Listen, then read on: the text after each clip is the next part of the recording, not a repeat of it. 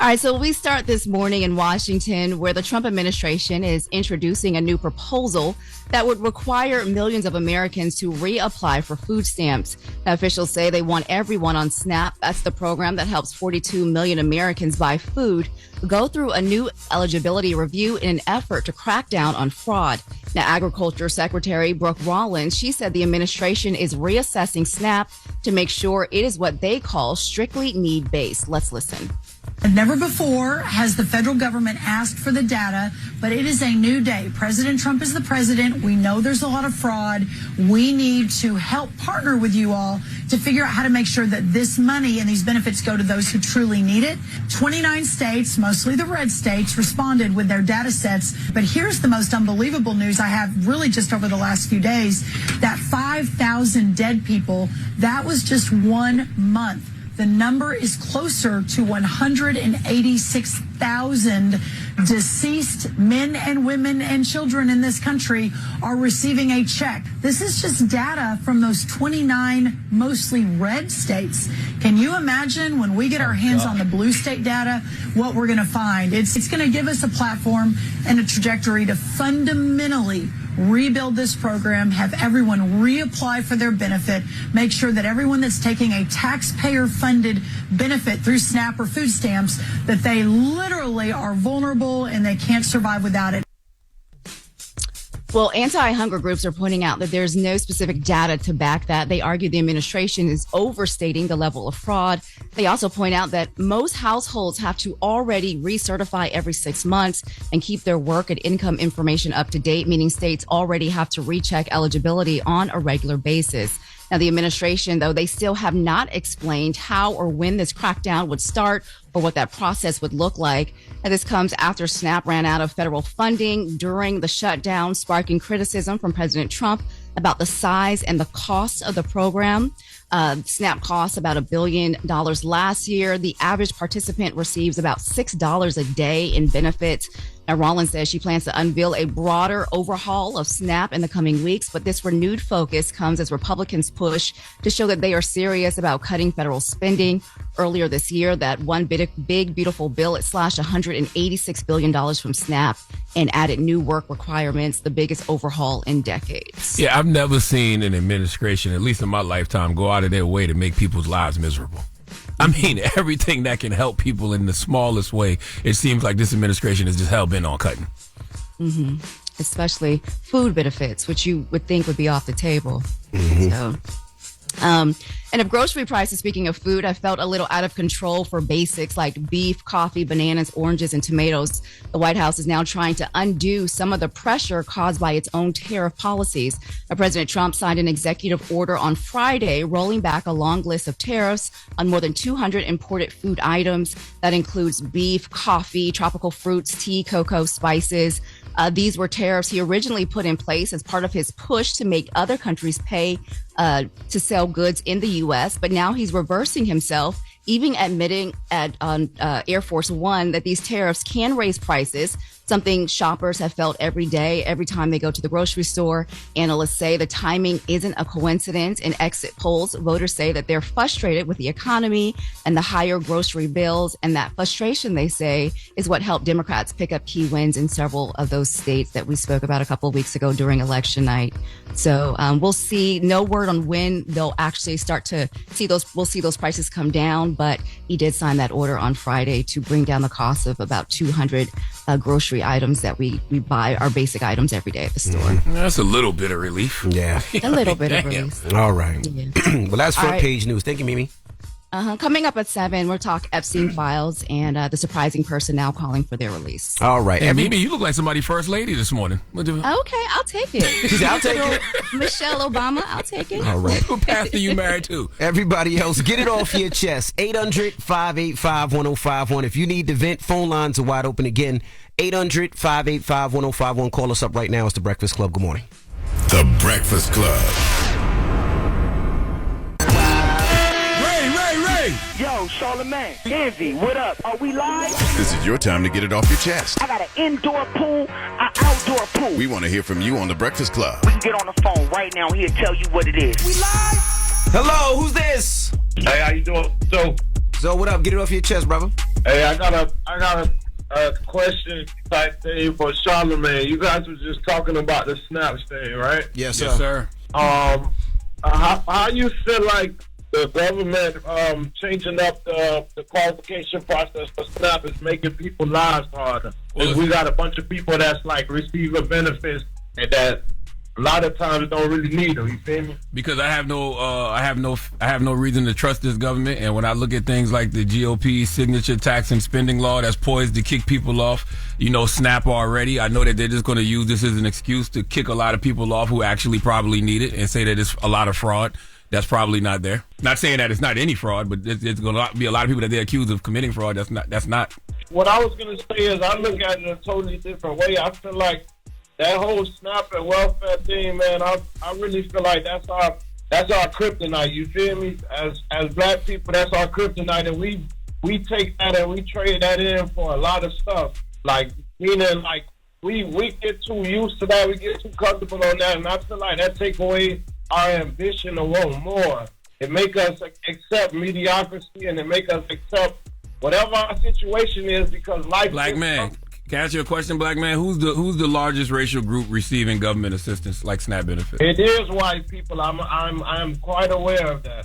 So why you don't apply that same logic you got to white people? Because white people is not the ones that's got all the population in the project. They receive that assistance, but they don't stay on it forever. We're the ones that stay on it forever. Thank you, sir. My brother, who taught you to hate yourself?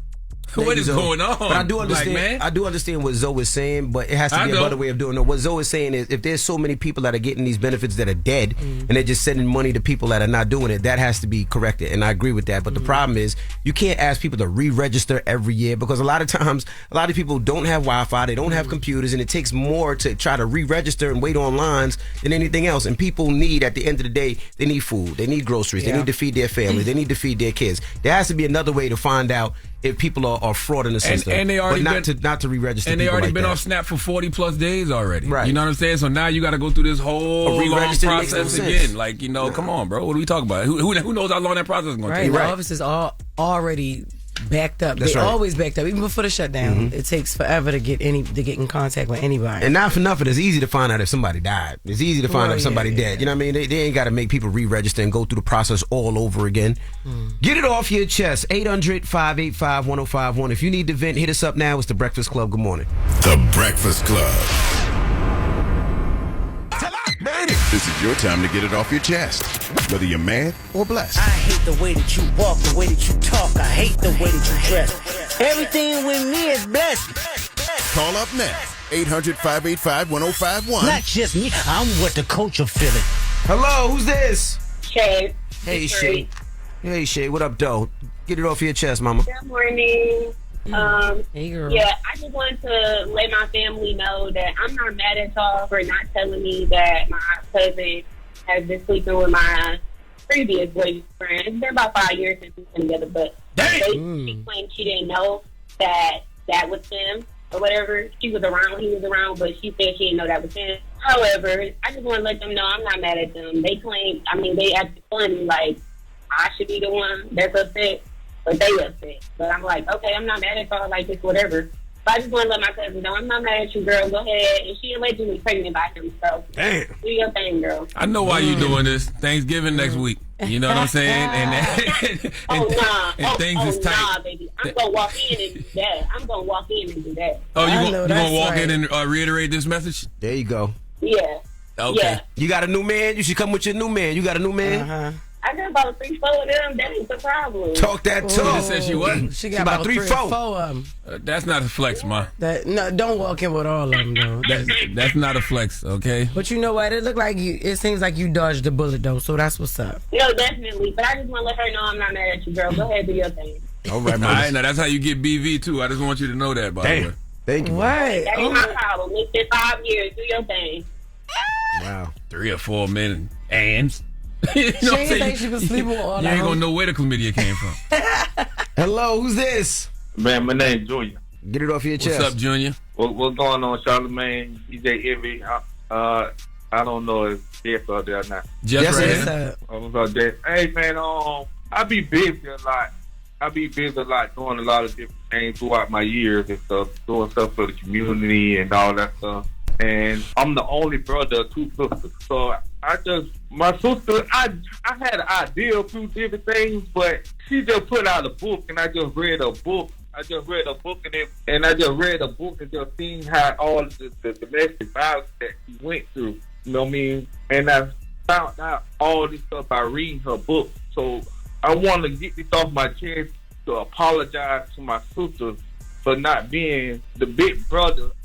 And then I already know that she already, like how they be trying to hold it back from their brothers. Yeah. When they going through different stuff like that. But I didn't know it was to this extent. I knew a lot of things, but like I said, I be doing a lot of stuff, man, and really wasn't paying attention, man. And I just want to apologize to my little sister, man, Jackie Groovesby, man. She out there, you know what I'm saying? She listening, man. She just put a book out there.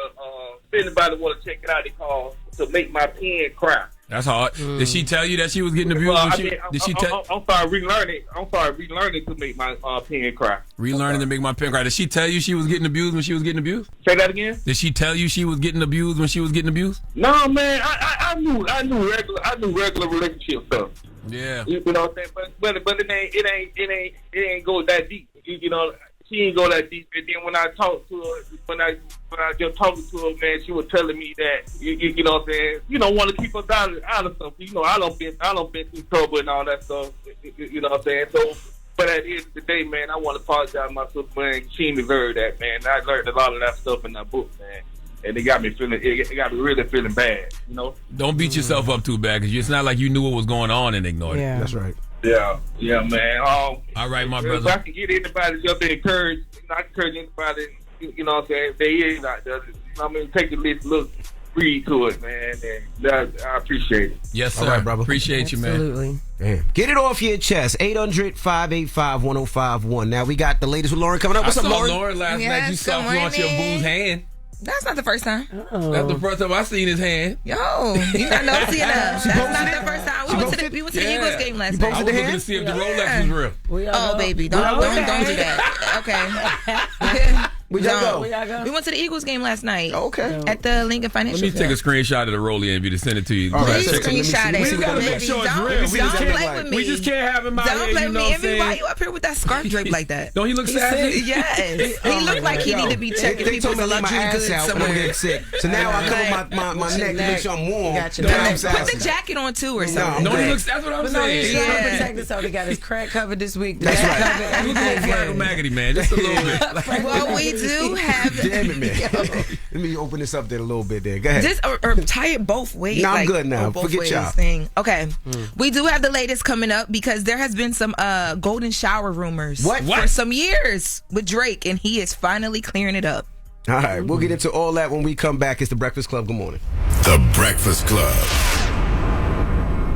Morning, everybody. It's DJ NV, Jess Hilarious, Charlamagne the Guy. We are The Breakfast Club. Let's get to the latest with Loren. Loren been coming with straight facts. She gets them from somebody that knows somebody. She gets the details. I'm the homegirl that knows a little bit about everything. She be having the latest on you. The latest with Loren LoRosa. Sometimes she have facts, sometimes she have details, sometimes she have a little bit of everything. Well, it's the latest. On The Breakfast Club. Talk to me. Hello, Cool Bay. Happy Monday. Happy Monday, guys. Okay, so let's get to this story because there is some clearing up happening in the world of golden showers. So, Drake. So for some years now, since like 2015, 2016, there has been a conversation about whether or not Drake got a golden shower performed on him by one of T.I.'s friends, but it was unintentional. That sounds crazy. Right? Yeah, so it was a golden shower sexual, so should it be urinated on, right? Yeah, don't say golden shower. I can't say the other words. I didn't know how to say it. Okay. Urine. You can't say he got peed on? I was told you're not supposed to. Who said that? All right. So, yes, it's urinated on, right? So, this was supposed to have been unintentional. So, they were all in a movie theater. It was for a screening of Takers. And T.I.'s friend or cousin was like really drunk at the time, turned around, urinated, and Drake happened to be there is how the story goes, right? Well, how was he on the set? It was a screening, like in a movie theater. Oh, you said a screening. I thought you said they were filming takers. No, like a screening. So basically, there was a podcast that was having a conversation about it, just talking about what happened, because this story always comes back up. Mm-hmm. Drake has even had to address it in an Never heard it. This is crazy. Well, okay. Well, maybe I only heard it because TMZ did a story about it some time ago as well too. Where T.I. put it in a rap. Yes, so we have that song. But in addition to T.I.'s rap, Meek Mill's rap, I remember when TMZ did a story and sources that were there said that this also happened as well too. But so let's take a listen. So in 2020, T.I. addressed this on the song We Did It Big with John Legend. Let's take a listen. Caught a body, spend millions appealing your case while I'm fighting my own. Somehow got you home, so drunk in LA, end up sifting no drink. Rest in peace to Cap, too. Yes. Terrence Cap Beasley, by the way. Yes, that is the man that we're talking about as far as who potentially might have urinated on Drake. But anyway, so this podcast picked up. It went viral. And Drake jumped in the comments on the Live Bites Instagram.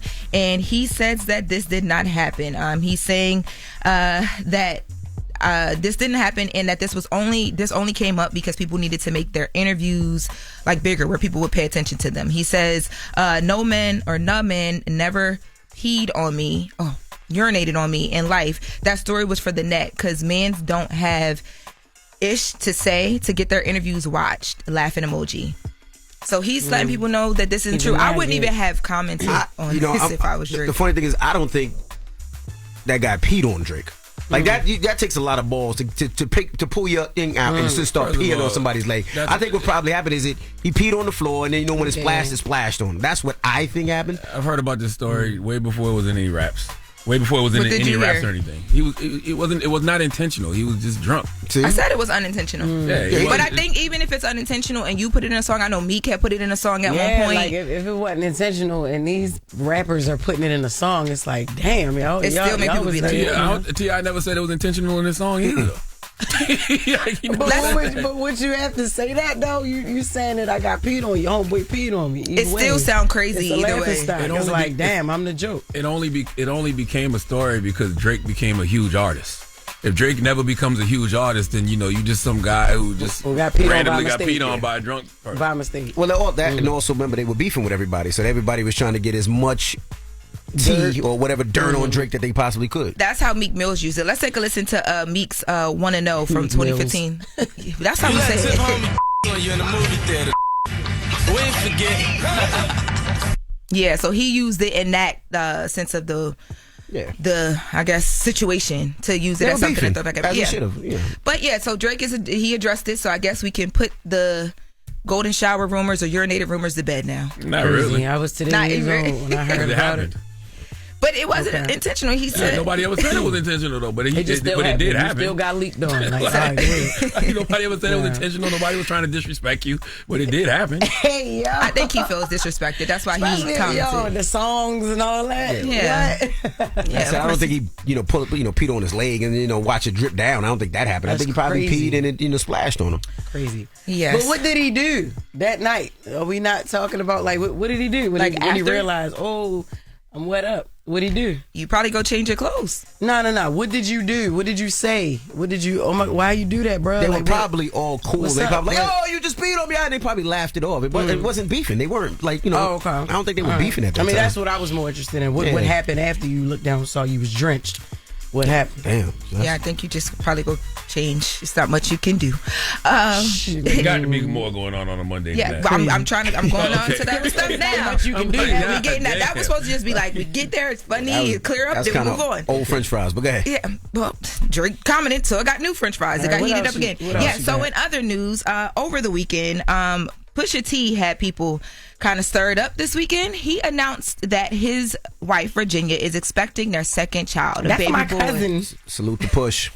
Now this is great news, of course, right? And Pusha T's comment, his caption when he lets us know that they're expecting their second baby. He talks about some of the struggles that she went through, just trying to conceive their second child. He's talking to his son Nigel and says, "You ask and you shall receive." But this time it was mommy who made it happen. She prayed day and night, struggled with disappointments, but she never gave gave up on your wishes. You're going to owe her big time. New responsibilities and new expectations all come with being a big brother. I hope you're ready. It's time to share them toys. And then he tags Virginia. He says, thank you for my second baby boy. I hope you carry on with the tradition and never teach me how to change a diaper, prep a meal, suck out a snotty nose, or anything else a supermom does. You make things very easy for me, and I love and appreciate you for it. See you spring 2026, my boy, with a blue heart. Congratulations. Congrats, cousin. And this is an amazing thing to be able to announce, but of course, people find a way to make it not. The second caption. So basically, people got upset when I posted this to X. I had people flooding my mentions because they were upset that he had mentioned not changing a diaper. Oh, God. Yeah, and that became, so then when blogs picked it up, that became a conversation as well. You ain't got to amplify that, though. You could just lift that congratulations. I'm just having the conversation. But you didn't have to bring that to the radio, I'm having Lauren. the conversation that happened naturally when it was stop posted. worried about the miserable people on social media, man. Congratulations, Pusha T and your queen on your new baby on the way. Congratulations. Period. That's it. Yeah, that's And by it. the way, there's nothing wrong with us doing There's that. a lot of people with a lot of money that's never changed the pamper, never changed the diaper. They got nannies for days. If And he doesn't want to, he can nothing afford to. wrong He's with still that. a good dad. Because he I never can't- changed the pamper doesn't make him not a good dad. I can't wait to have a nanny and good house staff with me and my babies. Okay? And some people have a phobia of poo. I am one of them. I don't even look at my own poo. Okay? Ew. What? Yes. You supposed to look every now and then, make sure everything all right. You're an older man. What if it's blood in there? It could be anything in there. That's What if okay. it's a penny I that go comes to the doctor. Like what? I go to the doctor on the regular. You really never? I do not like poo. I can't stand it. I hate walking into a bathroom and seeing somebody else's. I don't like looking at mine. I can't stand it. Oh, my God. So you've I never don't even changed a think about diaper either? No, I've changed diapers. Okay. But Of course you yeah, have. it just takes a See. lot. Damn. Does it?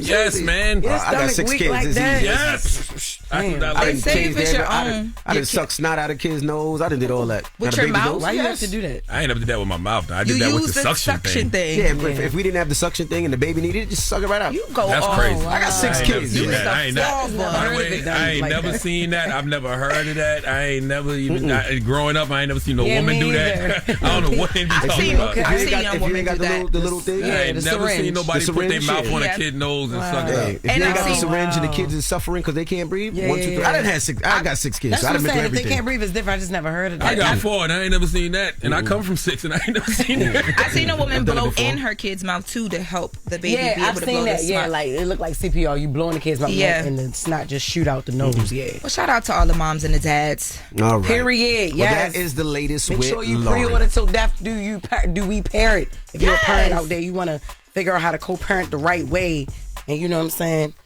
Get the book, pre-order it. Suck the snot. Get that. Get the snot. That's not in the book, Lauren. All right. Should have put that in there. When we come back, we got front page news, and then the legendary, iconic De La Soul will be joining us. We're going to kick it with Yes, them. indeed. It's the Breakfast Club. Good morning. Morning, everybody. It's DJ NV, Jess Hilarious, Charlamagne the Guy. We are the Breakfast Club. Let's get in some front page news. Start off with some quick sports. Now, the Dolphins beat the Commanders, the Packers beat the Giants, Texas beat the Titans, Bears beat the Vikings, the Bills beat the Buccaneers, 49ers beat the Cardinals, the Broncos beat the Chiefs, Eagles beat the Lions, Ravens beat the Browns, Period. the Rams beat the Seahawks, the Steelers beat the Bengals, and the Jaguars beat the Chargers.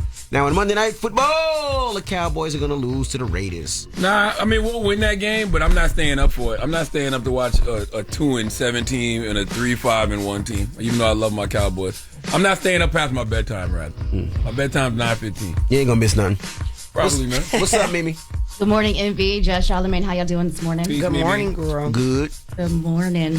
All right, well, we're starting this hour with the fallout from those Jeffrey Epstein files released late last week and the political shockwaves they're still sending through Washington. Now, lawmakers, they released more than 20,000 pages of documents tied to Jeffrey Epstein, and one email involving President Trump is dominating the headlines. In the message, Jeffrey Epstein's brother, Mark, tells Jeffrey to ask Steve Bannon if Vladimir Putin has photos of Trump blowing Bubba. What? Now, because Bubba is a well-known nickname for Bill Clinton, people immediately assumed it was him, but Mark Epstein is now trying to shut that down, saying that the message was just a humorous private exchange and Bubba is not Bill Clinton. He didn't say who Bubba actually is, leaving even more questions. So this comes after the president, he's facing renewed scrutiny over his past relationship with Epstein, criticism that he calls a political distraction. We talked about this a little bit last week. Congress is gearing up for the next step. There's a petition that hit the required signatures. So now there will be a vote on Wednesday to test if they will release all remaining Epstein records. This push for transparency, though, it has opened a very public split between Trump and Marjorie Taylor Greene. That's one of Trump's closest allies. And Greene says her support for releasing the files is the reason Trump is turning on her. He attacked her repeatedly on social media, calling her a ranting lunatic and a traitor. Over the weekend, Greene told CNN she is now receiving death threats due to Trump's language.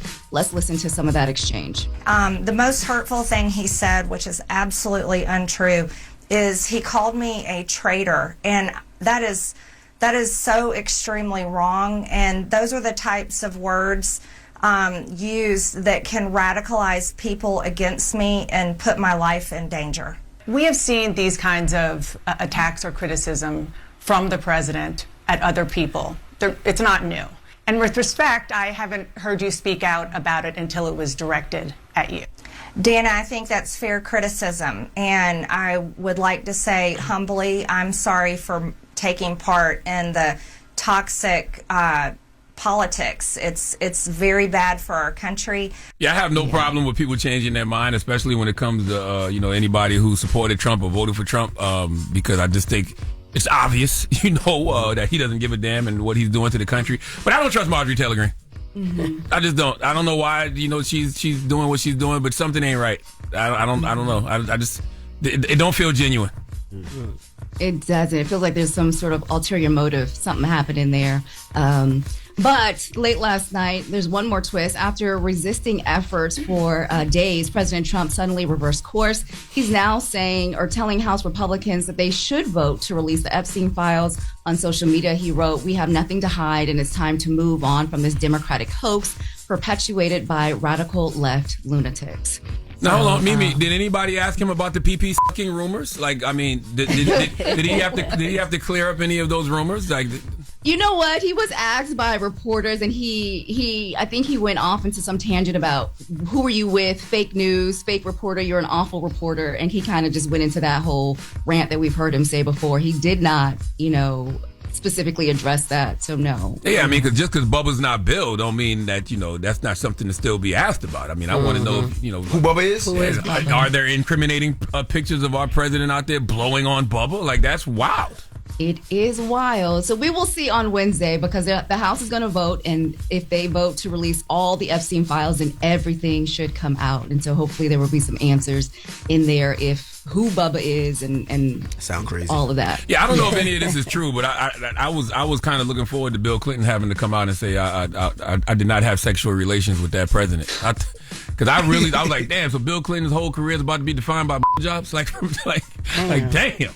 Yeah. Well, we will see, Charlamagne. You know what? We are going to move on. As we were talking earlier, Thanksgiving is next week. And if you're already feeling a little anxious, it's not just you. A new round of national surveys, they show that the stress is real. And it's not just about keeping the meal on the table. 71% of Americans say Thanksgiving is stressful. That's about 7 in 10 people who admit the holiday brings a lot of pressure, the planning, the hosting, the cleaning, the juggling of everyone's schedule. But the number one thing that people worry about, can you guys guess what that is? Being around people, being around family. I have no clue. Conversation. They say that nearly 60%, nearly 60% of people are nervous about political talk and how it's going to spark tension at the table. They say 1 in 4 Americans say they've actually had to change their Thanksgiving plans to avoid those family arguments altogether. And here's something else people can relate to. 81% of Americans say that they have that one relative who was absolutely going to start the drama, and everyone already knows who that is.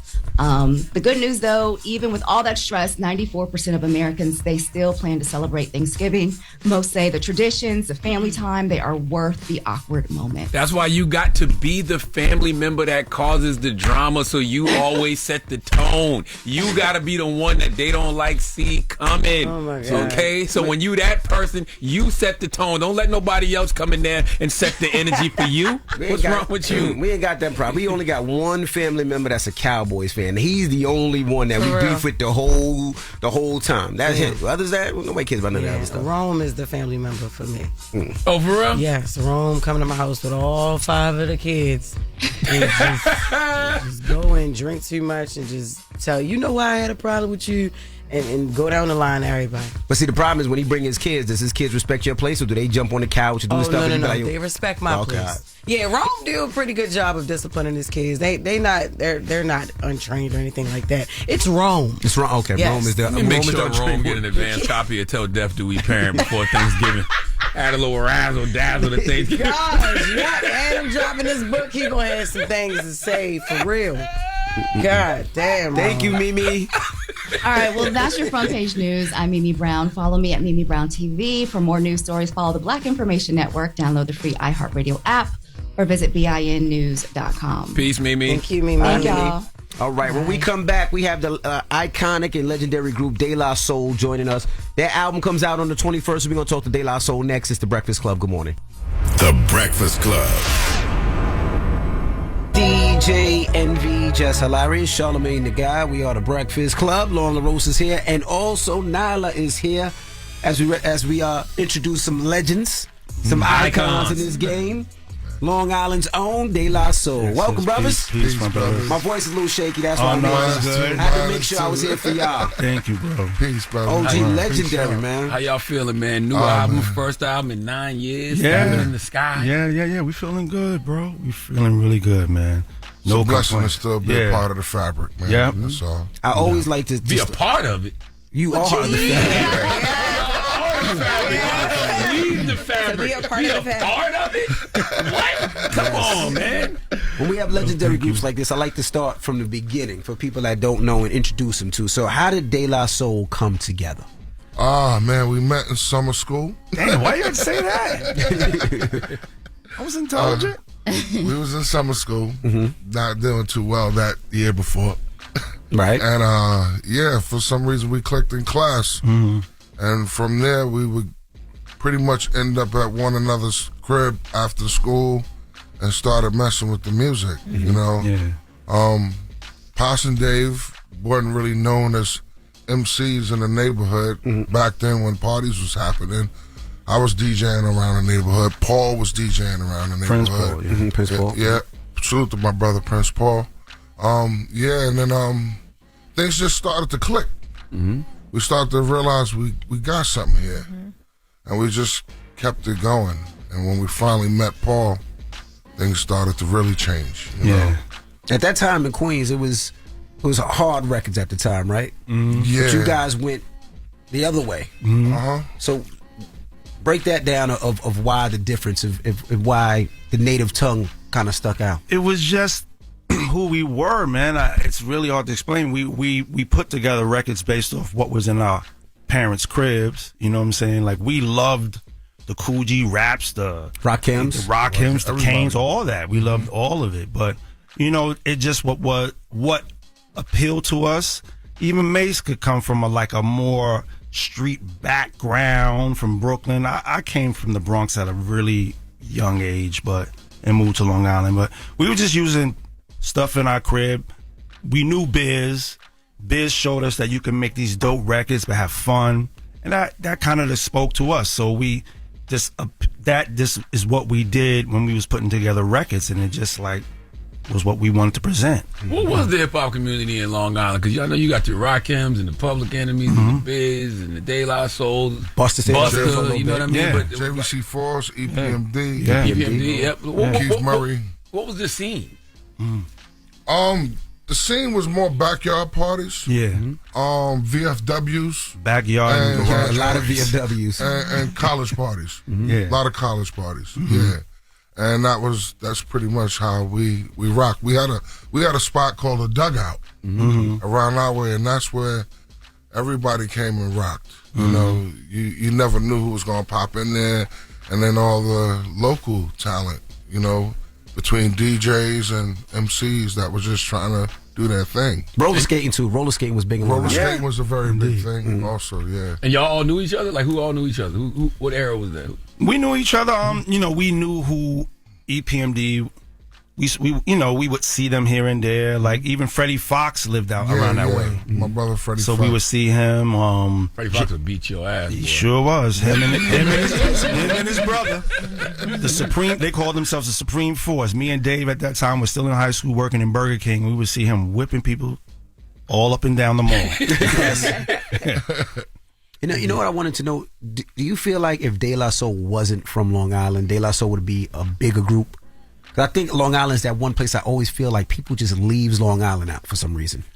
I don't know. I mean, I think with hip hop, there's generically there's the struggle, and people don't realize there's a struggle out there amongst the grass and trees. Word up. Because you think Long Island was thought from the place EBT, that when you get Section 8 money, and all of that out there too. People don't see that side. They think when you get money, you move to Long Island, you made it. Because that was the thing. Like when you get money, you move to Long Island. Yeah. But Long Island has some dirty, dingy, indeed, crazy areas as well. My parents was from the South. We lived in the Bronx for a minute. I had two older brothers. By the time me and my younger brother came around, they was like, yo, we got to get out of here.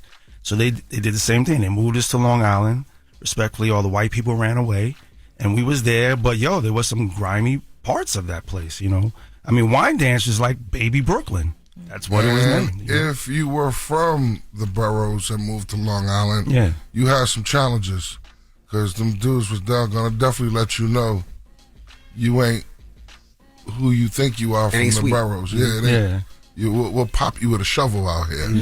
Yeah, and it's also funny too when they say if you do things you'll find your tribe.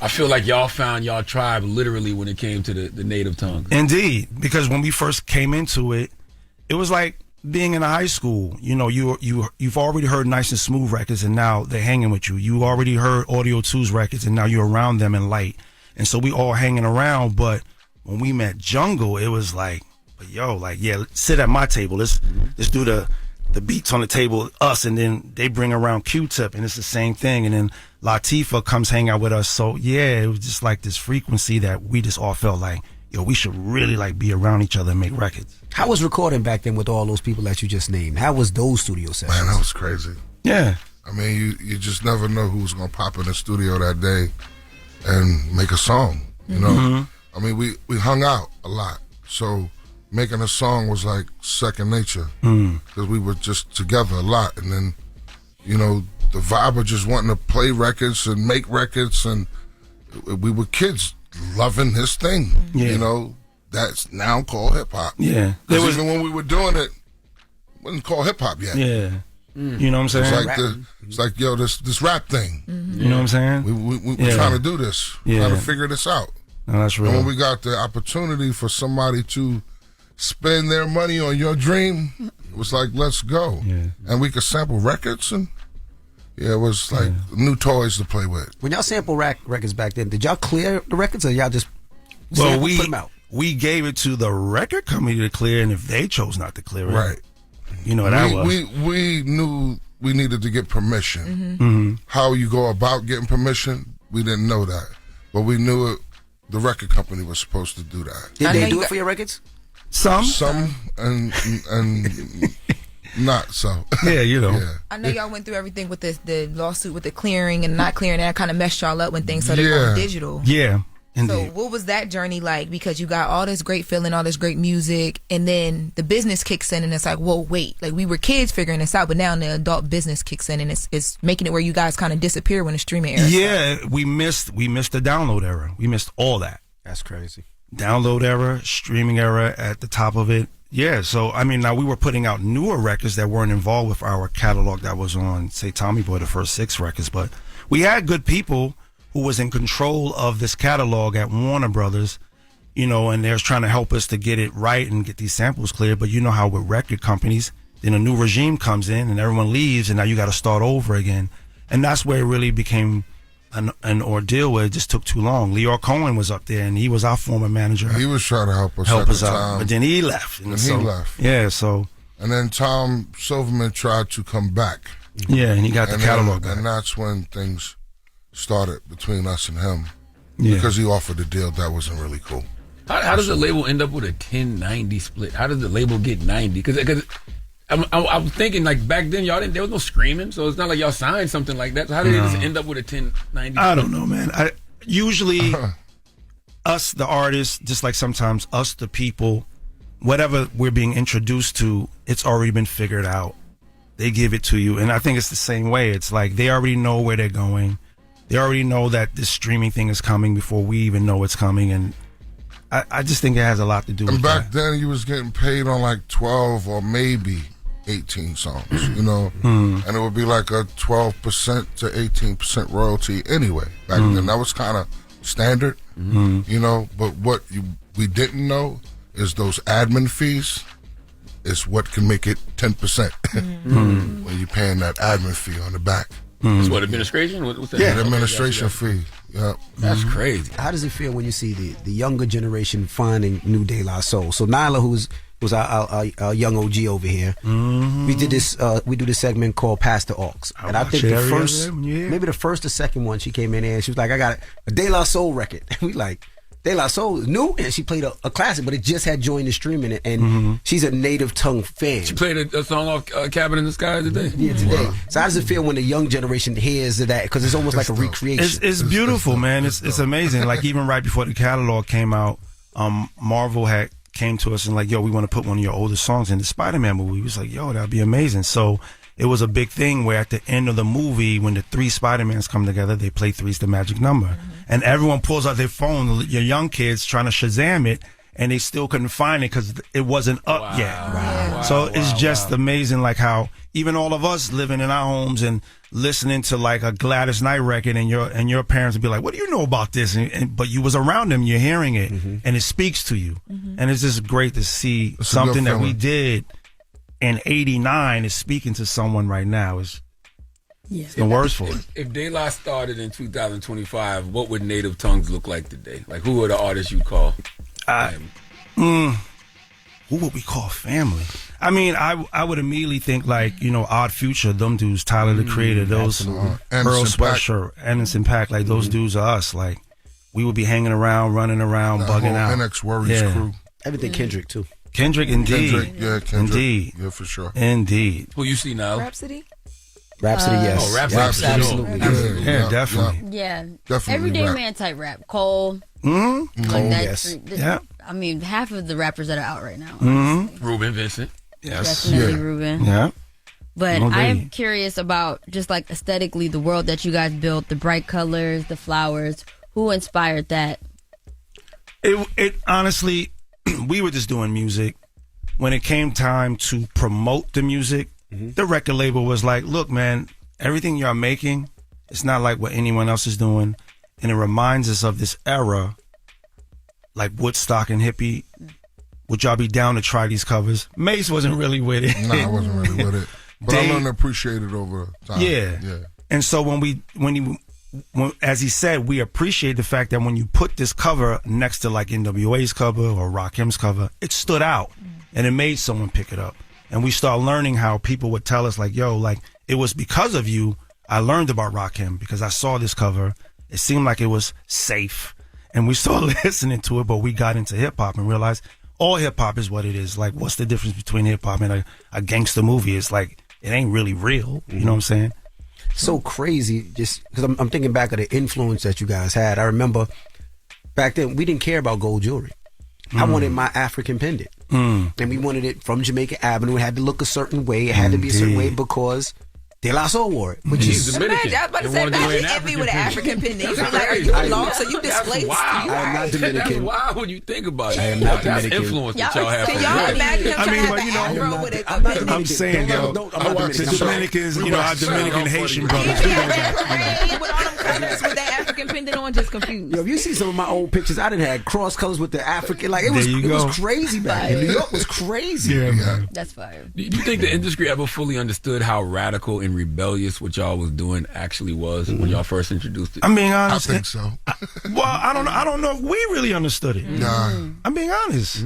We was just because just to even go back to what you were saying, B, don't get it do not miss the fact that we want to go change because we want to be like Rock. We want to be like Eric B. That's we had our moment. Saying? Yeah, we had our moment. You know, we had the Busy Bee compartment mall when me and Dave had our chain on layaway. I had gold fronts on. You know what I'm saying? Yeah. But we still just had this way about us. They're no different than how I would go see his family in Brooklyn and like, yo, you could have someone who stood out or like Old Dirty Bastard's brother who was like a punk rocker from Brooklyn. Like you just had these people who was just like different, but still from a circumstance of images that you still love. I love Dapper Dan. I would love to have a Dapper Dan suit. Couldn't afford that. You know what I'm saying? So hey, let me just stick to this pendant because it's easier to rock than a gold chain. You know what I mean? How close are y'all to Tribe? Because I feel like Tribe has so much influence, got so much from you guys. How close were y'all to the? Those was our brother, like, you know, and just for me, like Africa and Q-Tip, like we were like inseparable at one point. We was like the Three Stooges running around, like, love those brothers. We got on each other's nerves as brothers should do. We loved each other and we love each other to this day. Yeah, we still locked in. Yeah, you know. Yeah, we all so I still mean, locked in. hanging out with them, hanging out at Q-Tip's house. His mother's making us food. His older sister is friends with Sweet Tea, who was down with Herbie Love Bug, and I'm like, yo, Sweet Tea, and I'm in love with Sweet Tea, and she's at his house. Like, we always hung out together, and we just created music, and I learned from them. They learned from us. Like, Tip is younger than us, but I call him like my little big brother because he's so wise beyond his years, you know? You know, we had Knife Wonder up here, and Knife Wonder was talking about I saw he fronting on Daylight. You was saying how much he loved. I saw that. And so that's what I said after you I love Knife. I love him. You got the clip? I want to hear the clip. I was going to send him I out. brought Like, y'all up. Let me hear the clip. Who break down the Q-Tip family tree? Oh man, so the Q-Tip family tree. Well, first of all, with our tribe, we're not getting Outkast. We're not getting the Roots. We're not getting Badu. We're not getting Jill. We're not getting Little Brother. We're not getting D'Angelo. We're not getting this thing called Neo Soul. We're not getting Kanye West. We're not getting Kanye West. We're not getting anything that feels euphoric and feels good. We're not getting that. I agree with you. But damn, where did De La come into play then? So De La was, of course, De La was before that, and Jungle Brothers before that. You know, Native Tongues movement. Also, Queen Latifah was in that box. You know what I mean? It was a different thing from De La. De La was way left to center, right?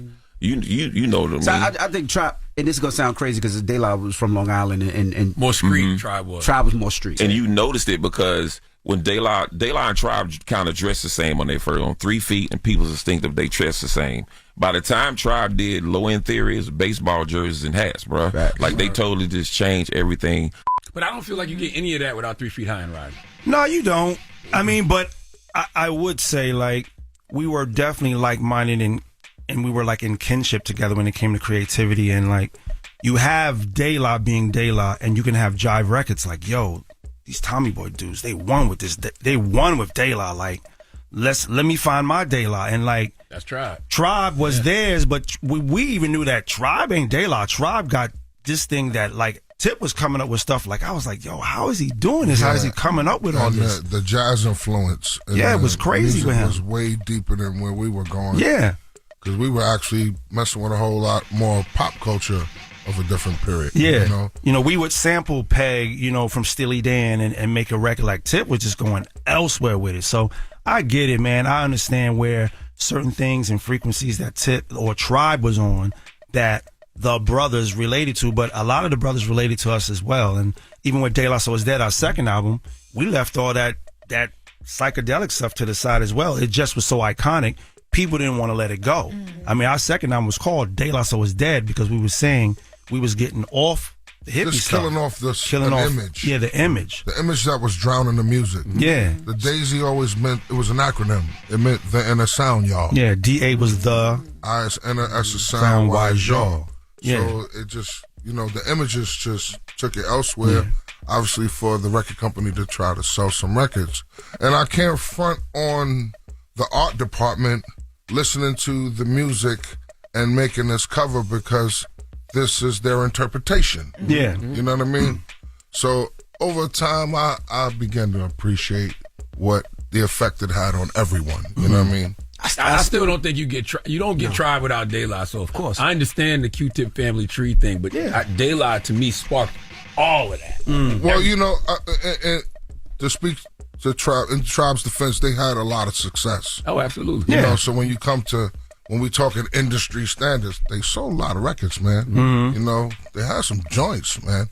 Joints, you know, where I man. could say maybe we had good albums, but they had good albums and joints. Yeah, You know, that yeah. was just hitting the airwaves crazy. I want to talk about the iconic song "Buddy." Right? Mhm. When it first came out, everybody thought it was a sexual song when it first came out. Right? It is kind of It sort is. of. So explain "Buddy" and how it came about, because it was banned from a lot of places. Places didn't want to play it. They felt this way about it. So explain where the concept came from. Jungle Brothers first had a song called Jimbrowski. You know, and that was talking about, you know, the male's anatomy. And then we came with a song called Jennifer. And I was just talking about a girl. And so we just was saying like, yo, if we have Jenny, they become buddies. So, I mean, that's really what it was in the most playful sense. Got you. You know, so definitely. You know, De La albums, man, they always feel like worlds. So when you're creating now, when you created Cabins in the Sky, what world are you building? Like, what's the emotion that was driving? The main thing is for our partner who's no longer here, Dave. It was like, Cabin in the Sky was for him. You know, I mean, it's still the normal muscle memory of trying to make a beautiful, great album that has good lyrics, good sound, good themes, as De La has always done. But it was him, and I jokingly say this, like, you know, and I hope I'm not, you know, saying stuff that people don't know, but it's this old movie Outsiders. Matt Dillon is a scene where like he's like they about to have this big fight with that gang, the Socials, and they be like, yo, we got to do this for Johnny. Like, that's how I feel like we got to do this for Dave. Wow. Like, it was really big that we represent him and show his energy on this entire album. The project is for him, you know, and for us, and it's therapeutic for us to do. Therapeutic for me. You know, like the album is basically like we're doing this album with him rhyming from heaven. You know what I'm saying? Like, that's what this is, Cabin in the Sky. Has there been moments, you said it was therapeutic, has there been moments where you guys had to kind of like step away and just kind of deal with whatever feelings were brought back up by getting back in this round? I step right into it. You never know when grief gonna hit you. If I gotta cry in the moment, I cry in the moment. Yeah. You know what I mean? One of the biggest things is just handling the responsibility of carrying my man's legacy. You know, we got the blessing from his family, all the friends we grew up with, you know what I mean? So at this point, it's more of a responsibility to keep going.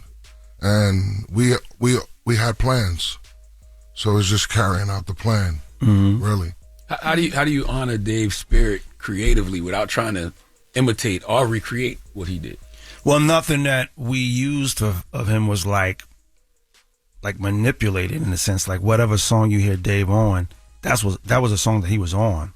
We didn't grab his vocal and put it on something that he wasn't, his energy and what he felt to write to, because that's how Dave was. He wrote in the moment, like, and if he didn't like it, it was gone. Like, he didn't want to co-sign it. So it's music that he was actually on, and there's music on this album that he actually produced. So like his intent, his energy is throughout the album, and it's organically him and it's authentically him. Yeah. You know, when you hear the album, the sequence, it sounds like he's working on the record from heaven. Yeah. It really sounds like that.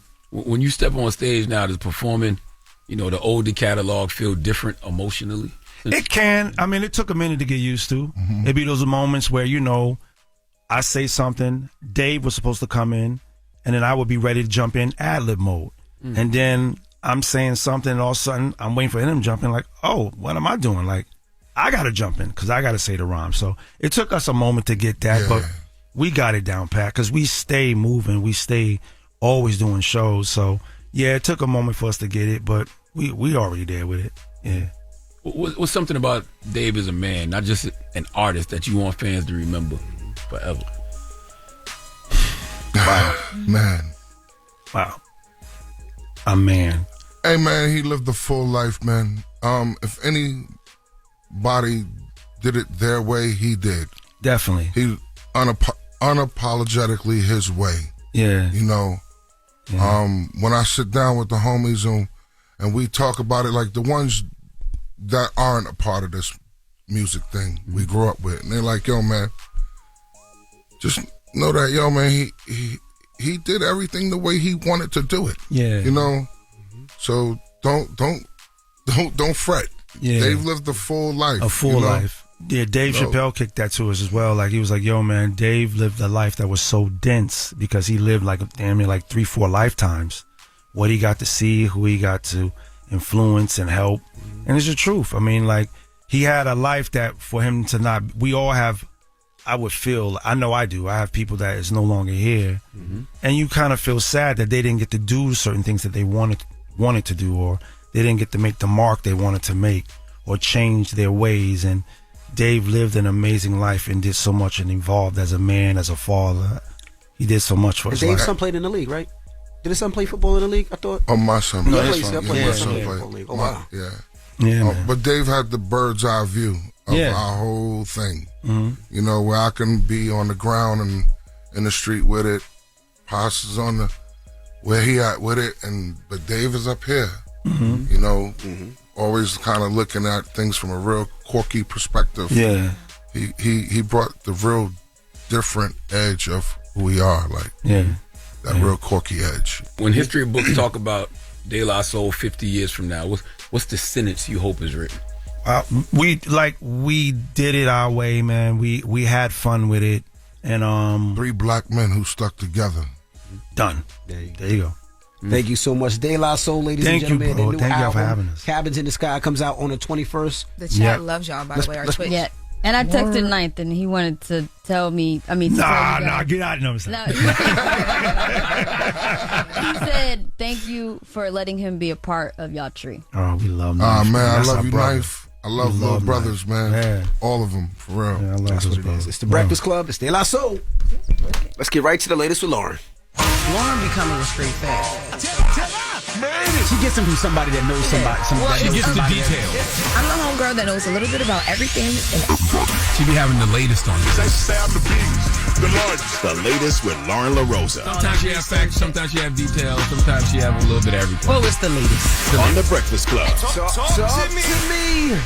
So Cardi B got on X Spaces over the weekend, and she has been just voicing some frustrations because over the weekend there was a report where someone was pointing to Georgia law, and this Georgia law basically made people start having a conversation about whether or not Offset will have to take a paternity test for her baby, because according to this law,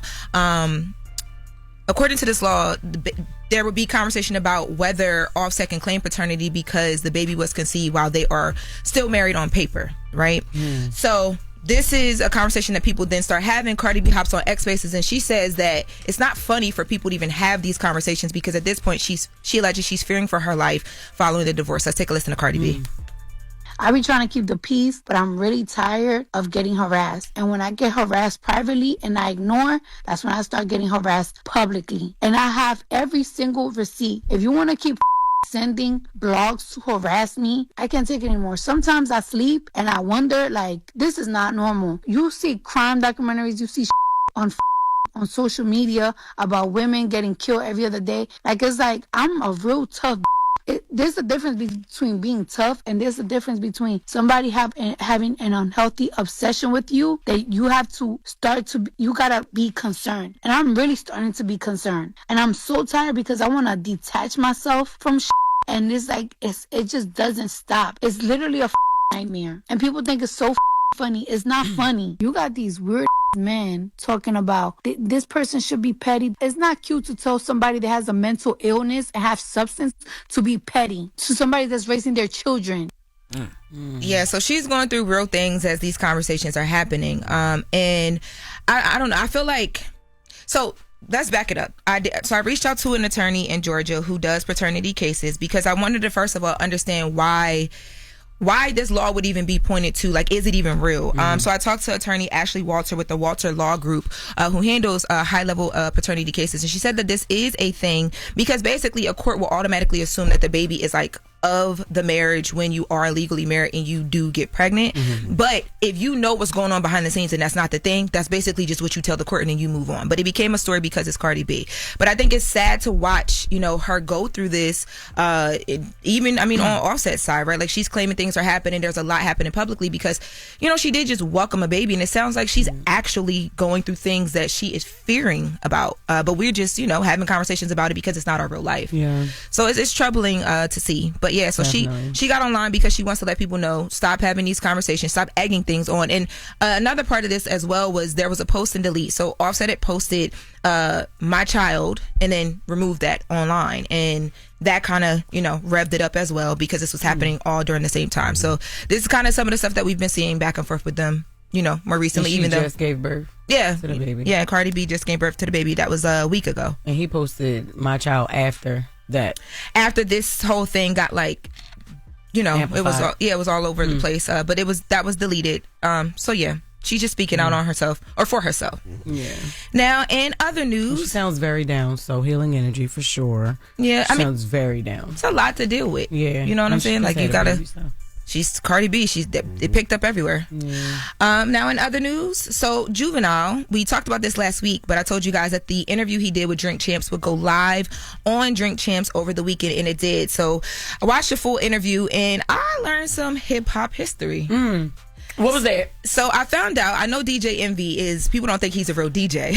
Who said that? A lot of people don't think Envy really DJs. They just be saying stuff. Yeah. They think all he do is play snooze and fold it up here. Hey, yo. Well, two things can be true. I don't pick the music up here during the show. Things That's can be clear. True. And yes, he I'm a is real DJ, and he does play residuals way too much. I don't. That is no. I don't pick the music. Continue on, man. But I was watching this Drink Champs interview just to see, what we would continue to talk about up here, and they brought up the fact that DJ Envy basically helped break Cash Money here in New York and other places. Let's take a listen to Juvenile on DJ Envy. Hard drops, and it's #1 in New York. Yeah. Hove is already on point. I don't want no beef. Envy, bro. DJ Envy gave it to Hove, and I think Envy Hov was the dropped one broke the record. To me, Envy, like nobody. DJ Envy? Let's make some noise for Queens again. We was the two young and we bumped heads. The young cats was on it. Envy that was like that was his trigger song for his parties and but we was already like, that's what we told him, like, hey, bro, you don't even understand who we are, right? Like, just go look us up. I wish social media was popping in those days like it is now, because then you would see the craze that we had, but we couldn't do nothing. I need proof.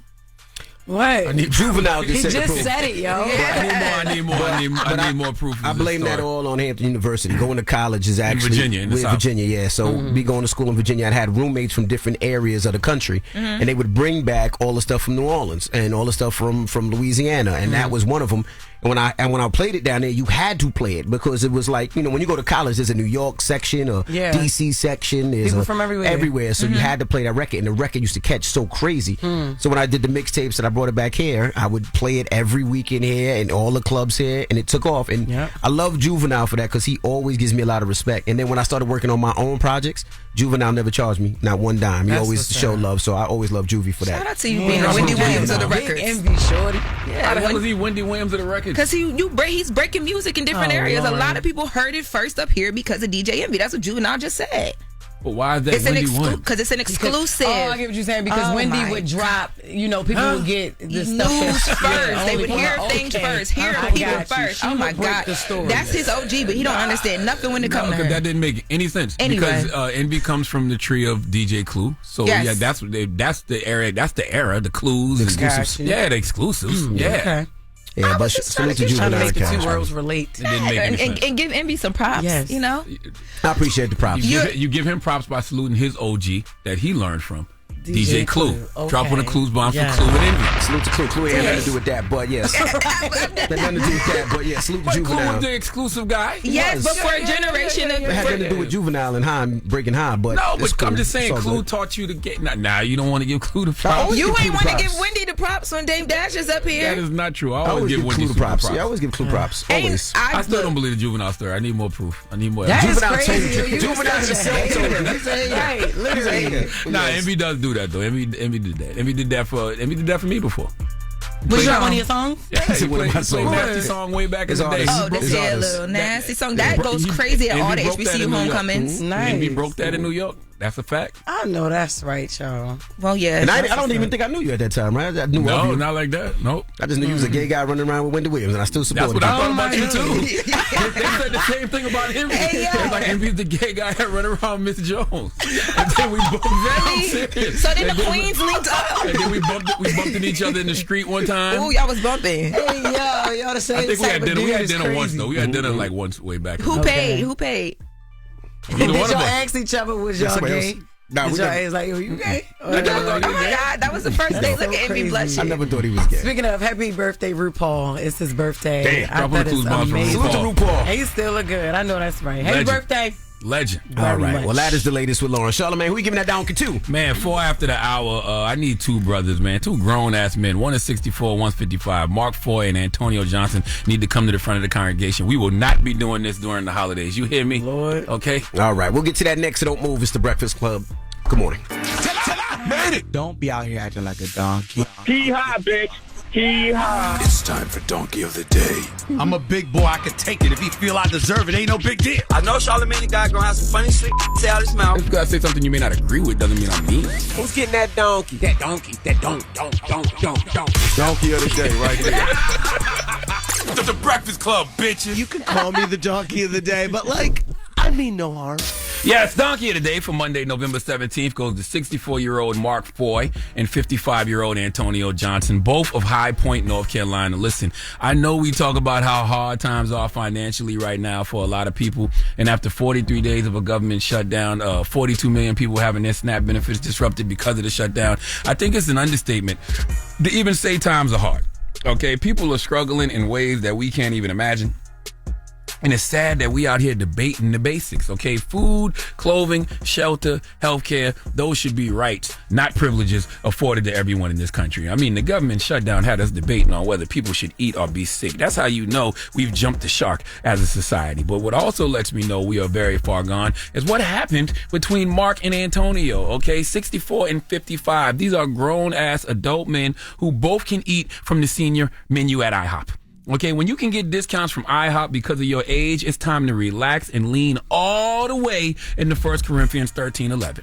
When I was a child, I spoke and thought and reasoned like a child, but when I became an adult, I put away childish ways. Well, Mark and Antonio still out here acting like children. Let's go to NBC 12 for the report, please. Mark Foy and Antonio Johnson were charged with going armed to the terror of the public and fighting. 19 people called 911 last night in the area near the North Main Street Food Lion in High Point. Johnson was hit in the arm when the two men shot at each other. Video taken by a customer inside the Food Lion shows Foy and Johnson fighting near the registers after High Point police say one of the men yelled at an employee. It's unclear which man at the checkout intervened on behalf of the employee, and the two men began fighting. Seconds later, Foy pulls a gun and points it at Johnson's head. Stop! Put the gun down! Somebody call the police! High Point police say the two men left the store and then fired multiple shots at each other in the parking lot. In 911 calls, you can hear witnesses panic when one of the men went back into the store. They shooting! They shooting! They shooting! They shooting! I'm telling them, we're telling them. Hurry, send the police! They're coming as quick as they can. They're to shoot on the food line. Everyone go! Go! Now, see, that news report said they was fighting over him saying something to an employee. In the Charlotte Observer, the headline says they were arguing over a turkey at Food Lion, and it ended with two shoppers in a gunfight. That's it. An argument over a turkey at a Food Lion turned dangerous when customers pulled out their guns and started shooting. I don't know what the hell they was shooting over. I just know it's no... Huh? I can't hear you, Eddie. He's giving you the thumbs up. What does that mean? I don't know. You're doing great. You're doing great. I'm doing a good job. You're doing a good job. I don't know what the hell's going on. I'm just reading the headline, okay? All I know is Mounts Corner, South Carolina, this Saturday, I'll be doing my 12th annual turkey giveaway from 10 a.m. to 12 p.m. in the Berkeley High School student parking lot, all right? Salute to Z93 Jams and everyone who listens to the Breakfast Club on Z93. They will be out there this Saturday as well. Okay, we'll be giving away turkeys with all the fixings. Yes, we're going to have stuffing and mac and cheese, the whole shebang bang. And I'm going to tell you something. I've been doing this for 12 years. And I remember one time a guy from my hometown was on Twitter back in the day hating, saying, don't nobody want those dry-ass turkeys. I wonder if he understands the importance of things like turkey giveaways now. Okay, you got people throwing hands, pulling guns, and shooting at each other in Food Lion over these birds. Why? Okay, was it one left? How do you turn the frozen food section into a war zone? All right, imagine you just walked into the grocery store minding your business and suddenly shots fired on our aisle 6. All right, not to mention, what does the world come to when you can't even go to Food Lion without your fire on you? You got to be strapped up to go grocery shopping now? A simple trip to buy a turkey turned into you now having a court summons? Poultry shouldn't turn to problems. Mark and Antonio, I'm disappointed in both of y'all because you two are supposed to know that you must do your jail math. Okay, now if you was in Food Lion arguing over turkey, then money must be tight. So if the money tight, how the hell are you going to afford bond, a lawyer, and all the other expenses that come with fighting a case of this magnitude? That's why you always got to do your jail math, okay? Can you afford to do the crime you're about to commit? Listen, to all my unks out there, once you pass the age of 45, you got to tell drama goes that way. Okay, 64 and 55, I'm not trying to pull the pistol out unless my life or my family's life is in danger. Okay, I come in peace always. I promise if it's that serious, you know, where you want to fight or shoot over the turkey, you can have it. Right, I'm not banging over no butterball. Hammer's not hammering over Hillshire. The pistol ain't popping for Purdue.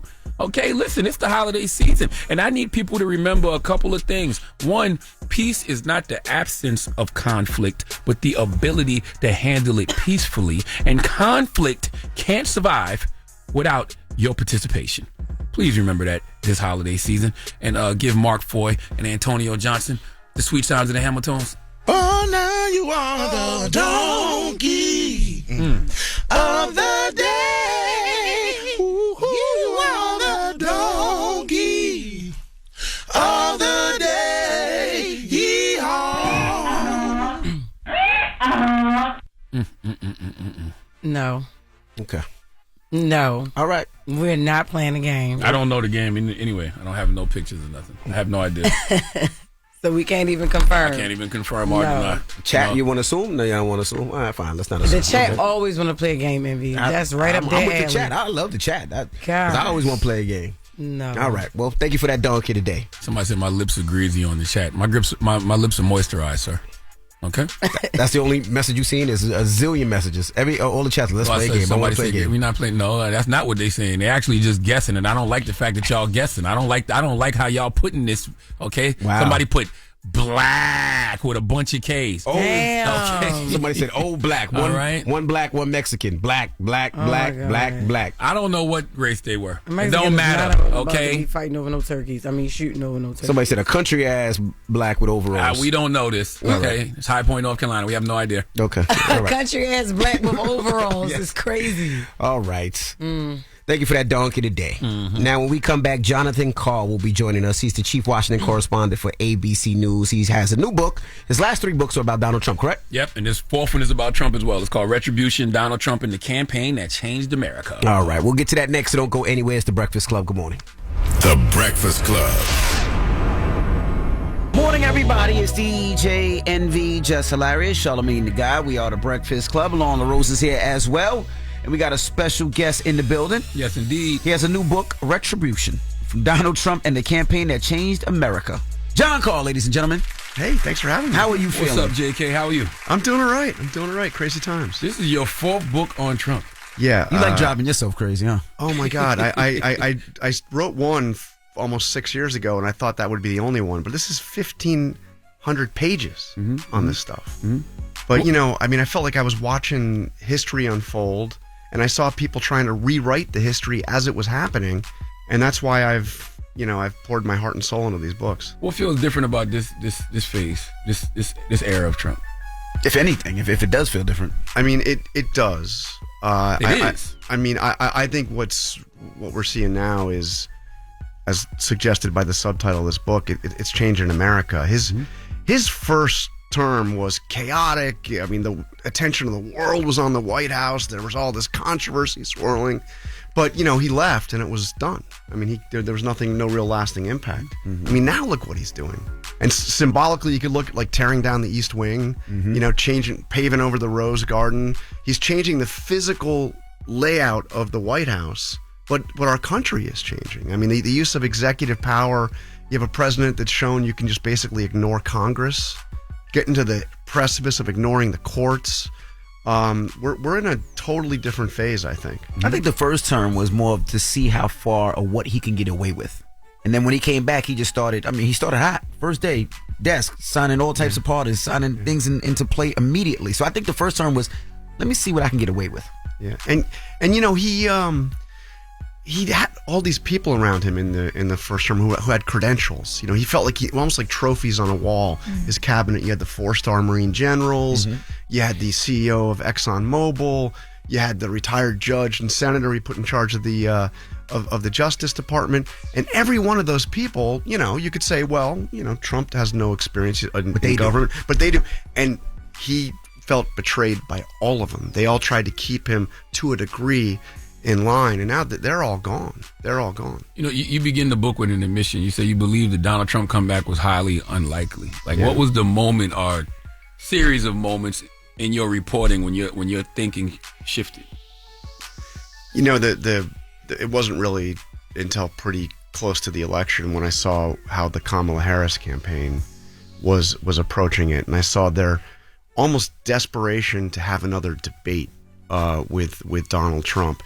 I saw her go on Fox News after resisting all kinds of interviews, something you had said she should have done a long time ago.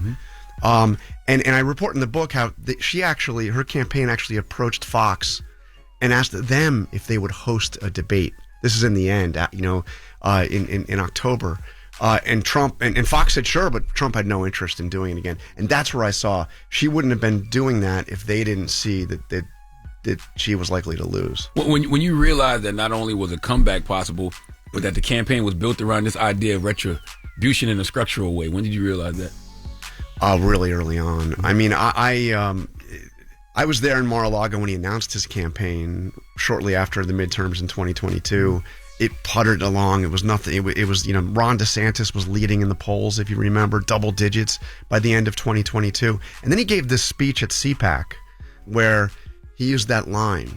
He said, "I told you I am your voice in 2016. Now I tell you I am your retribution." And that gave his campaign this energy. And then you had the indictments coming in. He started his campaign. The first rally of his campaign was at Waco, Texas. I mean, I wrote a book like 30 years ago this December. I wrote a book called The Right to Bear Arms, The Rise of America's New Militias, about the right-wing militia groups, Timothy McVeigh and all of that. And, the Waco, Texas was the rallying cry for those people. It was the symbol of like the government out of control and coming after you. And now Trump is going to Waco. So I saw, and then sitting through that trial in New York, the hush money trial, and I could just see the seething resentment that he had to go to that courtroom every day, 4 days a week. You've been down there. It's 100 Center Street. It's a dingy, dark, dirty. I mean, I described because I went down and sat through several days down there, and you go through the front door of the courthouse. The first thing you notice is there's big rat traps outside, Mice and rats all over the place. And he's got to be there, and he can't leave. Even like during the lunch breaks, he's got to be there in some dark, cold room. And he you could see he was plotting, I am going to get even with all of these people if I get back into power. Do you feel like there will ever actually be like retribution that he thinks? Because there's always something new that he feels like he has to like get back. Oh, he's getting people back. He's getting people back, but like, is there a place where it stops? Like where he gets to the point where he's like, yo, I done got y'all, I done did enough. No. I mean, first of all, you would think the guy, he got back to the White House. I mean, he won. You would think that maybe at that point you'd be like, okay, I've proved everybody wrong. I'm here. I'm in power again. No, he's going to keep going. And here's the thing. It's not just his political opponents. It's not just the Democrats. It's not just the prosecutors. It's not just the people that literally went after him. I think that the thing that motivates him the most is getting back at Republicans who he believes didn't sufficiently support him. Really? Yeah. I mean, the other day, Steve Bannon said something. Steve Bannon said that Bill Barr belongs in prison. Bill Barr. I mean, this is like, and his Barr's sin was that he didn't back Trump on the efforts to overthrow the 2020 election. And, so his first motivation, that the beginning of the retribution campaign actually begins in the days after he leaves the White House. He goes to Mar-a-Lago. He's really seen as a pariah, even by most of the Republican leadership. He's banned on Facebook and Instagram and Twitter and all of that. Corporations are saying they're not going to give money to Republicans that backed him in overturning the election. And he's in a very dark place. I mean, I described this, pretty graphically in my previous book about his exile down there. But what is the first project he has? His pollster gives him a memo that shows him that Liz Cheney can be beat in Wyoming. Liz Cheney, who voted to impeach him. And that is the beginning. He is now focused on, first I'm going to go after those 10 Republicans that voted to impeach me in the House. They're gone. And he defeats Liz Cheney. So he expects Democrats to be his opponents. He knows prosecutors do what prosecutors do. It's those Republicans. So is that to put fear in the team that's around him now, to let y'all know y'all better always go along with me, because if y'all get out of line, then it'll be retribution against y'all too? That's a huge factor, and it's pretty damn effective. What legacy do you think this will have on like future campaigns, future governance? Because I feel like this only works for Trump. Yeah. I mean, there's no Republican that I can see that would just suddenly inherit the movement and everybody would do what they've done for him, which is total loyalty, even when they disagree with him. Well, we don't disagree with him anymore. I mean, J.D. Vance doesn't command that kind of power. Marco Rubio doesn't command that kind of power. But I do think that the rules of the game have changed. And I think the next Democratic president, I mean, you see what Gavin Newsom did on the redistricting, and he's quite clear about it. It's like, we can sit here and talk about our good government stuff but no, they've fought dirty, and basically he's saying we have to fight dirty back. So this governing by executive order, is something, and we'll see how much of it gets knocked down. But I mean, I think this is part of what's going to happen now. So you don't see a third term. You don't see him trying for a third term. I don't even like that conversation. Yeah, I think we shouldn't even be having that conversation. The 22nd Amendment says it just can't happen. Yeah, there's so many things that they said that can't happen that he does. That happens. I had a conversation with John Kelly shortly after he left the White House as chief of staff. So Trump was still in power, and I was having kind of it's amazing to think back at it, but I was just wondering. I was beginning to write my very first book on all of this, and I was just, what happens if Trump doesn't leave office? This is first term, way before January 6th and all that, and I was just like, what happens? So I asked Kelly this, again, retired 4-star Marine general, a guy who's seen a lot, and he said, oh, no, he's going to leave. Trust me, he's going to leave. And then he paused and he said, and if he doesn't want to, he could chain himself to the Resolute desk, and there will be people who quietly go into the Oval Office and cut the chains and take him out. So, I don't know if that's, I thought there was just such a vivid image that we do have a system. But he has installed loyalists everywhere, and I think it's going to be very hard for him to leave office. But he can't run again, unless you think our Constitution doesn't mean anything. What do you see as the greatest risk to American democratic institutions in the coming years? I think that the greatest risk to our institutions is the erosion of the idea of truth. I think this is more beyond any single policy thing, beyond even Trump himself. Is we now live in a world where, you can ask somebody, you going to believe me or your own lying eyes, and it's unclear what they're going to believe. If you can't agree on what the facts are, how do you overcome divisions? How do you get anything done? And, Trump has accelerated this. He didn't start it. He has accelerated this. And now throw into the mix artificial intelligence. It's like we are in a crazy land. And by the way, I see it on the left as well, where the crazy conspiracy theories, of late have been the province of the right. All the wacky conspiracy theories around 2020, and Sidney Powell saying that dead Venezuelans rigged voting machines were controlled by spy satellites. I mean, the crazy stuff.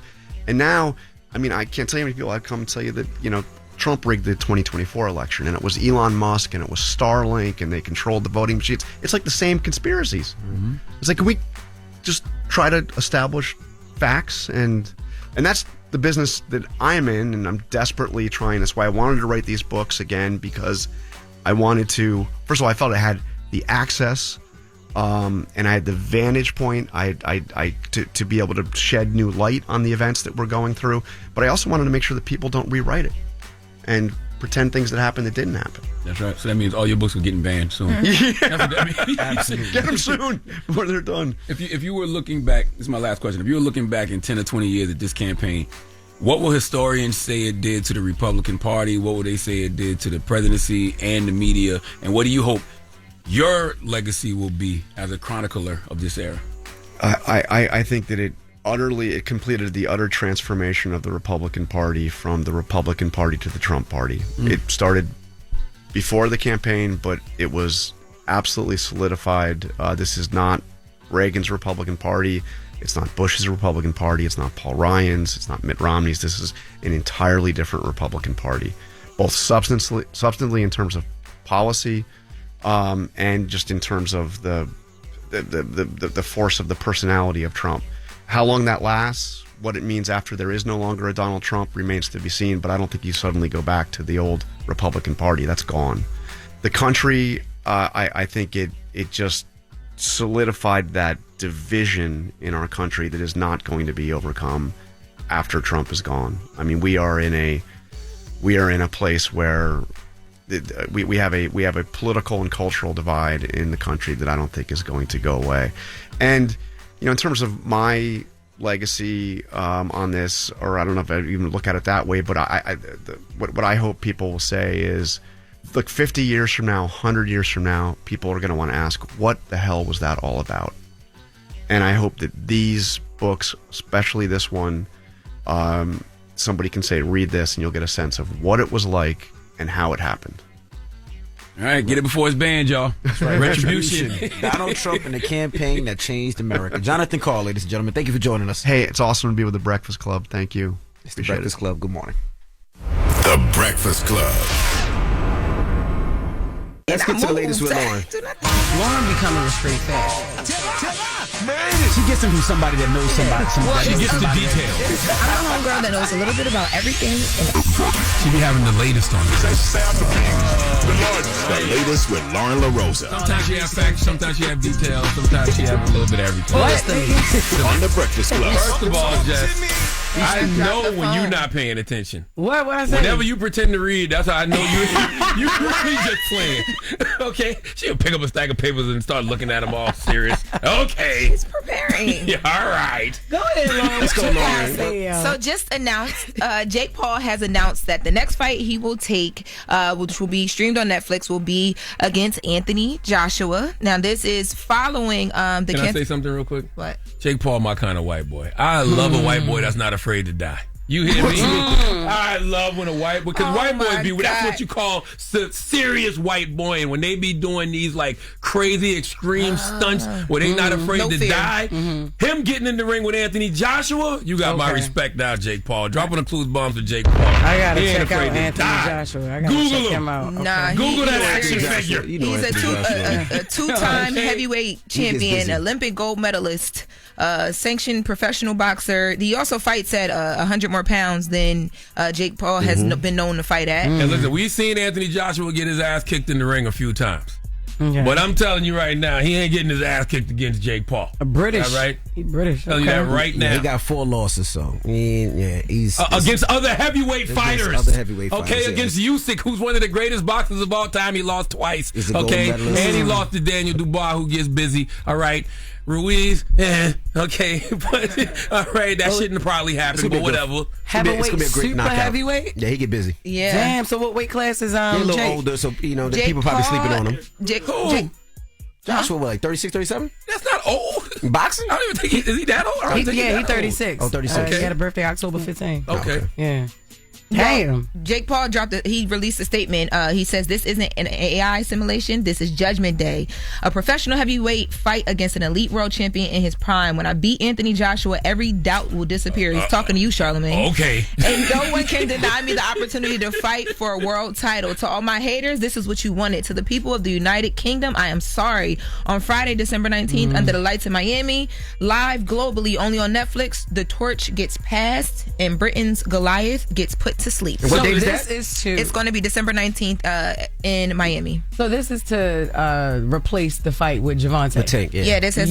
So and he picked a super heavyweight dude to fight. To go in place of that. Respect. Dropping the clues bombs for Jake Paul. I love a white boy who's not afraid to die. That's my type of white boy right So there. Joshua had to be. He had to be in shape. He had to be in boxing shape, right? Because the fight is in a month. Yeah, that's like Have you no ever seen time. Anthony Joshua? Yes, absolutely. But He's been sometimes up here to the I'm breakfast looking club. at him too. He's but huge. sometimes boxers are not in boxing shape unless they're about to fight. Man, listen.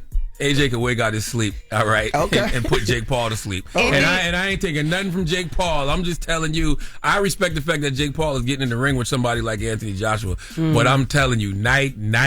But is it? Right, but this is the thing. Night. But is it rigged though? Like, is this? You know what I'm saying? Like, are these like fights? Yeah, like are these fights set up for? Because the way gonna put him on his ass. this guy, Joshua gonna put him on his ass. Jake Paul doesn't do rigged fights. Okay. All right. And I'm saying that for legal purposes. So he's willing to die like this. Because the way Charlamagne is hyping this man up. It's because if you want to be the best, you got to go for the best. So he's punching up. I don't see AJ pulling no punches. No, I don't see that. No, he gonna try to knock him out. That. No, he gonna try to knock him out. Anthony Joshua posted the fight, and he said he's a loco, man. Yeah, that's all he said. And he posted the. Why are you mad? I ain't mad. Jake versus Joshua.com for the tickets. Let's go. Just go. I'm with it. Somebody said, Charlotte, get off your knees. But go ahead, continue on. Get off my knees for who? Anthony Joshua. Yeah, you're going to be saying that to Jake Paul on fight night. Jake, please get up off your knees. Jake, get up off your knees. If Jake Paul wins, then what? It's not going to happen. How about that? There ain't gonna be no then what. Okay. I'm it's just not asking. happening. It's gonna be a big payday for both of them. It's gonna be a huge payday. I cannot wait. I'm tuned in, baby. I don't know too much about boxing, but I remember when Jake Paul first started fighting, people thought he was a joke, and then he started winning some fights. I don't think Jake a joke at all. I have not missed a Jake Paul fight. Jake Paul is very entertaining, and he puts together good fights, and I'm happy that he's getting in the ring with an actual, real, official Hall of Fame boxer. Okay? Yeah, that's whose crazy. career is nowhere near done, by the way. Well, we'll see what happens. We'll see what happens. Nothing. I don't care what none of y'all YouTubers or anybody says. AJ putting them to sleep. All right. Continue on, Lauren. Night, Jake Paul, but I can't wait to watch it. Me too. What else you got? Well, in other news, another announcement, Ryan Coogler has confirmed that he is right now working on Black Panther 3. That is the next movie that will be happening. Let's take a listen. How quickly will you do that third Black Panther? I mean, if it was anybody with you, I would say I can either confirm or deny. we working that. We working on it hard. Yeah, we working on it hard. So it's next. Yes, it's the next movie. Yeah, next movie. Yeah, so people have been, there's been so much conversation from Denzel Washington mentioning things to whether, certain people will be playing certain. Damson Idris. Yeah, Damson Idris playing a take on T'Challa. But now we know the movie is coming, so we're going to be getting some answers real soon. Dope, that's what's up. Yes, and as we close, speaking of, all things stirring up havoc, Remy Ma says she's turned over a new leaf. Let's take a listen to Remy Ma. So I have a new thing, right? As I said, I'm not gonna get in no trouble. I'm not gonna put my hands on nobody. I'm not gonna curse nobody out. I'm not gonna expose nobody. I'm gonna just chill. When I tell y'all, oh my God, it's so hard. Cause he asking for me. But then I just go on my day and realize how great my life really is, and I'll be over it. Don't come in here trying to monitor me.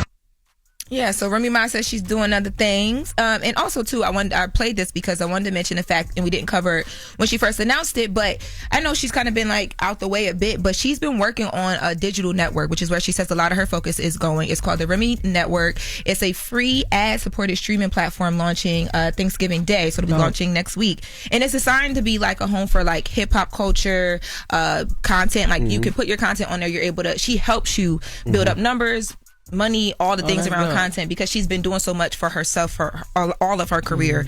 She says so. Yeah, so it's mainly for artists, artists and content creators. But particularly Black creators to tell their stories. Dope. Salute to Yes. Rem. All right, I think she was doing a movie too. I seen her doing a movie too. So salute to Remy. Yeah. All right. Well, that's the latest with Loren. Let's get to the mix. It's the Breakfast Club. Good morning. Morning, everybody. It's DJ NV, Jess Hilarious, Charlamagne the Guy. We are the Breakfast Club.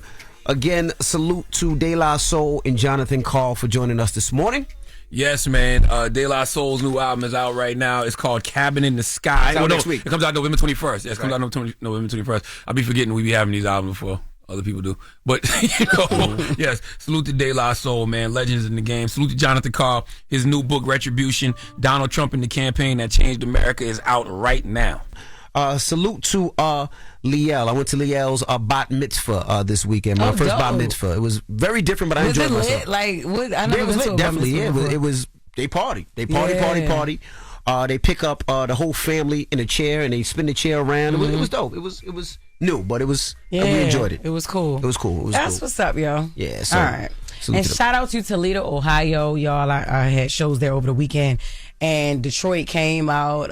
Perrysburg came out. That's like the county of Toledo. Mm-hmm. What I didn't know, yo, tell me if you know this, because they love you in Detroit. I know you love Detroit. I love Detroit. Yeah. Yo, Toledo and Detroit, they beef heavy. They do. Right? I didn't know that. So when I get on stage, I'm like, what's up, Toledo? Make some noise. They made some noise. I'm like Detroit, because I know they right there. I had to fly into Detroit to get to Toledo. So I'm like, Detroit, they was in there heavy, right? So out of nowhere, this drunk dude from Toledo, man, F all that D-ish.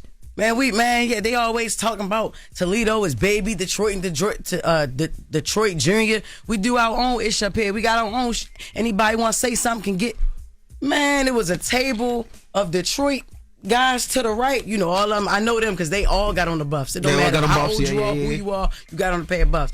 Man, they was quiet, but they was looking like, all right, you know what I'm saying? Then they was outside. It was just so, I did not know that they beefed that heavy. Yeah, I didn't did not either. know that, Wow. man. So I just want to say salute. I'm glad it was no violence though. Shout out to my trans homie, came out to my show, been supporting me, rocking with me. He from Detroit too. I was with, that was my homie since he was a girl. You know what I'm saying? Okay. Now he my so he came out. So he sat D. right up at the front. Yes, from the D. Even though he don't have one anymore?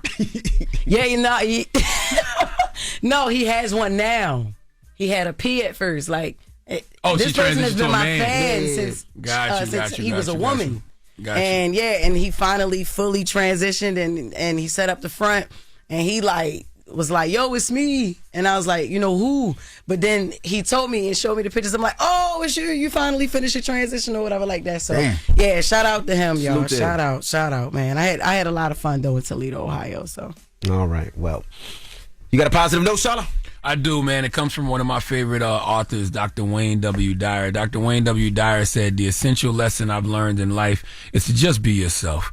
Treasure the magnificent being that you are and recognize first and foremost, you're not here as a human being only. You're a spiritual being having a human experience. Have a great Monday, y'all. Breakfast Club, bitches! Y'all finished or y'all done?